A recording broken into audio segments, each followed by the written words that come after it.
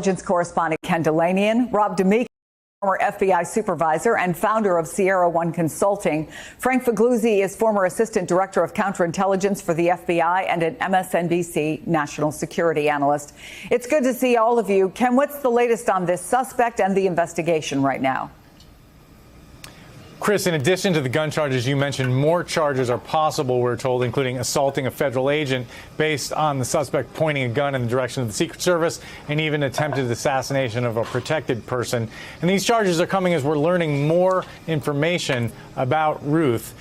He appears to have lived recently in Hawaii, where his LinkedIn profile says he ran a shed building company. He went to college and spent many years, though, in North Carolina, where public records show he has a long history of run-ins with the law, including felony charges of receiving stolen property and possession of weapons of mass destruction back in 2002. Not sure what that was about.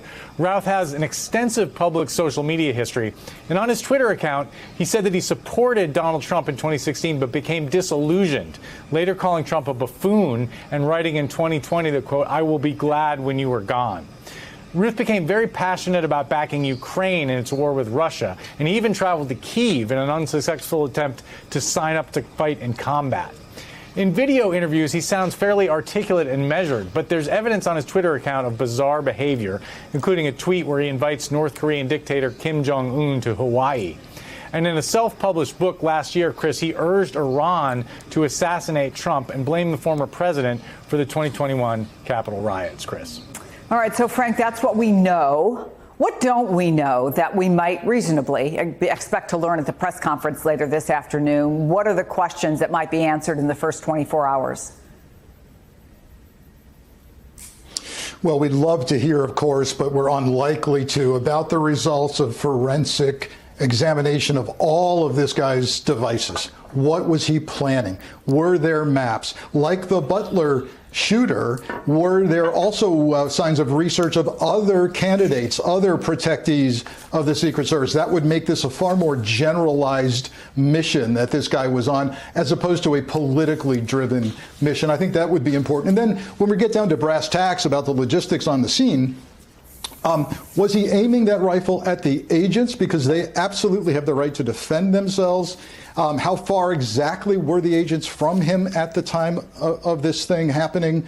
How long had he been in the area casing it? That is often the case. Do they have video of him days or weeks prior at this golf course or other Trump locations? All of that's being studied. We're unlikely to get much of that at the press conference, but we'll see how close they're coming now already to other federal charges. These two gun charges are likely placeholders until they can get to something more significant. So, of course, Robin, we talked about this yesterday. Thanks to an alert citizen, they got him into custody fairly quickly. When you look at that body camera video that we just showed of the arrest, what do you see that we as civilians might not see? It looks like textbook, couldn't have gone any better. He surrendered. But what do you see? It is. It's a felony car stop, and everyone practices this, rehearses it. They were smart enough. They shut down the highway so they didn't have to worry about anyone trying to drive by. They got everyone safe. They brought him back safely. They ensured that their own safety is, like I said, it is a standard thing that they get them in cuffs. Now they're still holding on the vehicle because they don't know if anyone else is still in the vehicle. And they're going to go up and they're going to search it very methodically by taking angles on the vehicle. So their SWAT guys are very familiar with this. They do it a lot. They train with it. So it was, again, a textbook felony car stop. What do you imagine is happening with that car right now?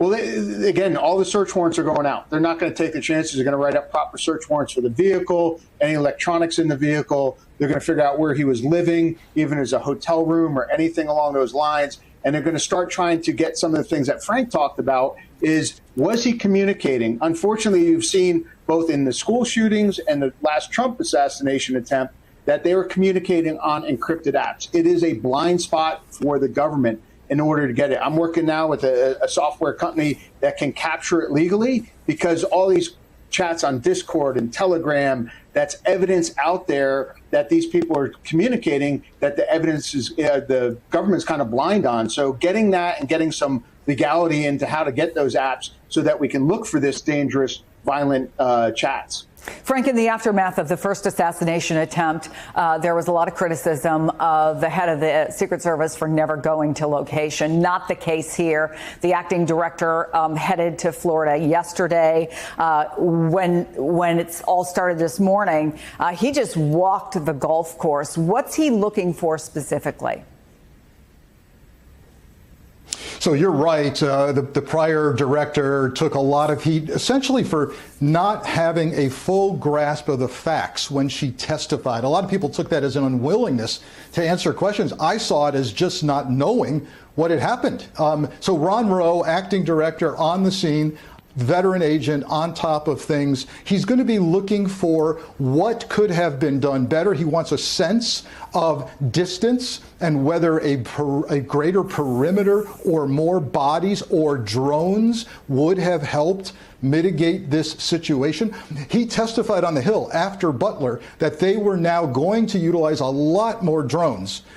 Well, he said they were going to do that at outdoor events. Clearly, they didn't see a golf course as an outdoor event. I think we'll see that change. So, Rob, officials also say he had that AK-47 style rifle, although the Washington Post showed the picture to a firearms expert, and looking at the photo provided again by officials, said it more closely resembles an SKS-type rifle fitted with an AK-inspired magazine for 7.62 millimeter cartridges. Add all that up. What does it tell you about what he may have been planning, and maybe more pointedly, what he was capable of?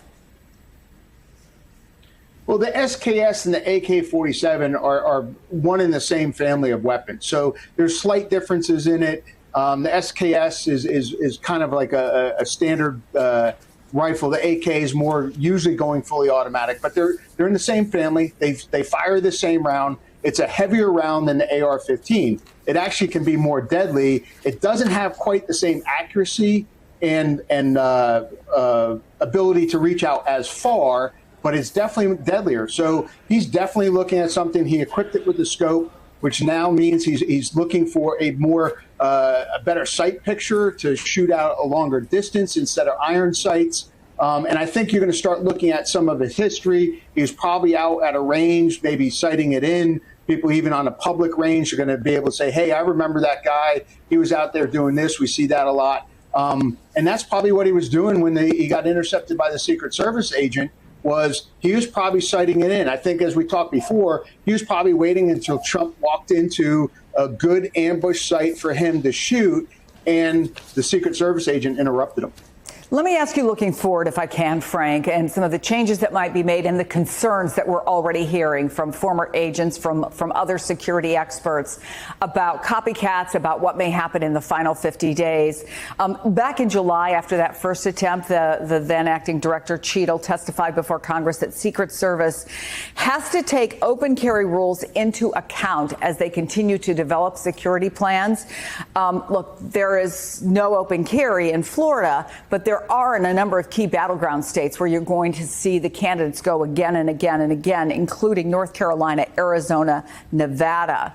So how does that change how they look at any events, particularly if there are outdoor events in those states? Yeah, we really are at an inflection point in our society, and certainly within protective services. That is 31 states allowing open carry, allowing citizens to walk around essentially displaying, brandishing a weapon. And then add the fact that we have 20 million AR-15s in the United States. That combination makes it virtually impossible to guarantee protection for open air events. I would recommend a brief timeout for the Secret Service with regard to outdoor events and candidates until they've got a clear plan that involves aerial surveillance, likely lots of drones, an injection of resources from HSI, Homeland Security Investigations, and or other DHS agencies, and a budget enhancement for more local officers to augment the protection for this election period. They've got to get their act together. They don't have a lot of time to do it.